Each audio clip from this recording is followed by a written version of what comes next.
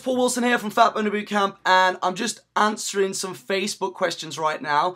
And what have we got here? We've got Rachel Joanne Morel, who's just asked, what is the best breakfast to kickstart your day when dieting? I eat porridge also, but it gets a bit boring. Okay, well, firstly, let's look at your hormones. Ideally, you're getting to sleep around about 10:30, and you're not stressed out, you're not wired, and you're not struggling to get to sleep. Let's say, ideally, you've just gone to sleep, you had a good 8 hours of sleep, let's say 10:30, and you've just gone to 7 o'clock. You should have ideally woken up with lots of energy already, providing your hormones are balanced. Now, around about 4 p.m. the following day, your cortisol levels, which we want low from 4 p.m. onwards, well, from 4 p.m. onwards, they're going to start to decline. So if we can start to decline your cortisol level from 4 p.m. onwards, we'll get to bed nice and right around about 10:30. Be perfect. We're having a good night's sleep. And then throughout the night, around about 4 p.m. till about 7 o'clock, our cortisol is then going to rise back up again. That's going to wake us up and fill us with energy. Perfect. That's what we ideally want. And that'd be perfect because that's going to give us energy, and we're not going to require lots of carbohydrates, sugary foods to get us started throughout the day. If anything, we probably won't even need breakfast because we'll have lots of energy. We certainly won't be needing any cups of coffee. However, the majority of people, they're getting to like 4 p.m. and they've had like 10 cups of coffee just to get them throughout the day, and they're still stressed out. They come back home, they've got to cook, they've got to clean, they've got to look after the kids, etc. Then they're watching TV late at night, and their cortisol is so high that they then struggle to get to sleep. So come in the morning time, you're probably going to wake up feeling really tired, needing cups of coffee. So firstly, let's not just cover up with paint, cover up the rust with paint. Let's take away the cause.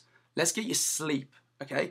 Let's get you sleep right. So let's, from 4 p.m. onwards, start to relax, start to chill out. Ideally, I get my clients to drink Tulsi tea. That's Tulsit, 2 to 3 cups of Tulsi tea, and start to unwind throughout the evening. And then don't watch TV, don't have bright screens from like a laptop or your phone. From around about 8 o'clock onwards, start to dim the lights, okay? And no overhead lighting or anything like that, and then get a good night's sleep. Then around about 7 o'clock when we wake up, we'll be feeling good, loads of energy, and we probably won't really need a good meal till around about 12 o'clock in the afternoon. That's awesome for fat loss, and here's why, guys. Throughout the evening, your insulin sensitivity, remember, storing fat is down to the relationship between glucose and insulin. In particular, when we eat a lot of sugary food, carbohydrates and things like that, your blood sugar rises. What your body has to do then is release a lot of estrogen, and it converts that estrogen. What am I saying? It releases a lot of insulin, okay? I got that wrong there. So your blood sugar rises up and it releases a lot of insulin. Got to get it right, Wilson. Okay? And then that insulin is then going to bring that blood sugar right down. So it's not going to cause harm to the body, but when it brings it right down, insulin is fat storing. So it's going to convert that glucose, that blood sugar, into body fat. In particular, it's going to convert it into visceral fat, which is basically layering fat down around your kidneys, your liver, and your vital organs, even your heart, just to protect those organs, okay? And then the next thing that happens is you start to get a belly. So if you've got hip fat, if you've got belly fat, it's down to that insulin-glucose relationship. So the worst thing to do if our insulin has improved throughout the night time, as we're sleeping, as we're actually fasting, and breakfast quite literally means break fast, okay? As we're fasting throughout the night, we're doing some wonderful things for fat loss. Your growth hormone's going up, your insulin's going down, and we can start burning some fat. The worst kind of breakfast when insulin is low, the worst kind of breakfast is going to be high carbohydrate foods. Your typical traditional breakfast, cereals, breads, orange juice, those kind of things are the worst things you can do for fat loss or for anybody, because it's then going to basically stimulate your appetite, and then it'll come back down, your blood sugar comes back down, and then you're going to be wanting more 2 hours later, okay? And then you want some more 2 hours later, and we overeat. So a perfect breakfast, if you're going to eat breakfast. If not, why not extend that fast till around about 12 o'clock and then eat a good clean lunch, and eat every 5 hours from there onwards. That'd be perfect. Periods of hunger is very good for fat loss. Some wonderful things happen with your hormones.